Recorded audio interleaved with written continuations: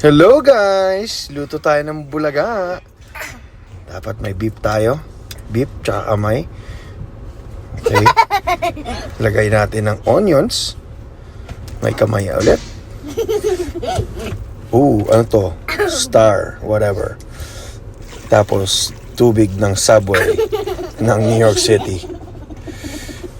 Siyado natin yung takip, baka sumabog. And dito na po yung mga gulay natin.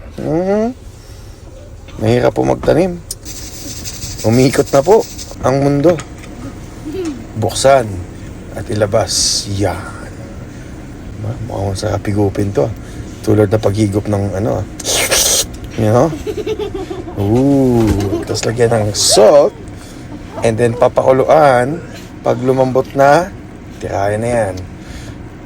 Lagyan natin ng konting fish sauce, string beans, repolyo, at repolyo ulit. Yum. Ayan na po guys. Kumukulo na sa init. Higupin na yan. Higupin pa ng iba. Yummy. Okay guys.